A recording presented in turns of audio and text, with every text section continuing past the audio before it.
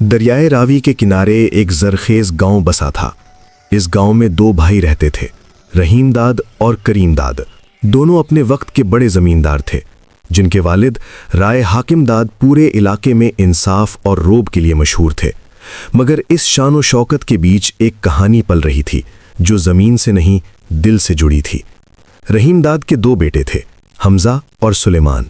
حمزہ شروع سے ہی بڑوں کے معاملات میں دلچسپی لیتا تھا۔ فصلوں کے فیصلے، جائیداد کے کاغذات اور زمینوں کی دستاویزات، یہ سب اس کے مزاج کا حصہ تھے۔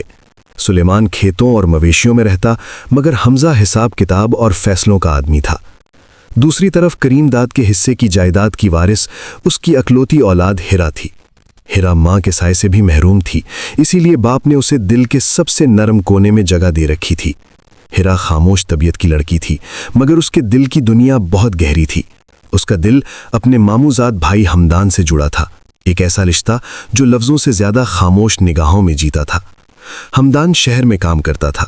ہفتے کے آخر میں جب وہ گاؤں لوٹتا، انہی دنوں میں کبھی کبھی وہ اپنے پھپھا کے گھر بھی چلا جاتا، جہاں رسمی باتوں کے بہانے اس کی نگاہیں چپکے سے ہیرا کو ڈھونڈ لیتی تھیں۔ چند لمحوں کی وہ مختصر ملاقاتیں بغیر کسی وعدے کے دل میں پوری کہانی لکھ دیتی تھیں۔ کریم داد کے بیمار ہوتے ہی فضا بدل گئی۔ حویلی میں آنسوؤں سے زیادہ زمین کے نقشے بچھنے لگے۔ فیصلہ ہو گیا، کیونکہ ہیرا کا کوئی بھائی نہیں تھا، اس لیے ہیرا کی شادی حمزہ سے ہوگی تاکہ زمین خاندان میں ہی رہے۔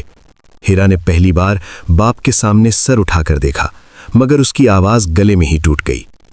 حمدان کو جب خبر ملی تو وہ دریا کے کنارے دیر تک بیٹھا رہا۔ آنکھیں بھیگ گئیں مگر زبان خاموش رہی۔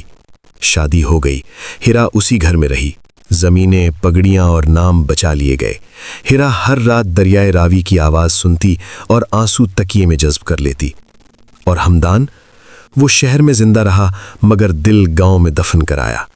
دریا بہتا رہا، زمین بچ گئی، مگر محبت خاموشی سے ہار گئی۔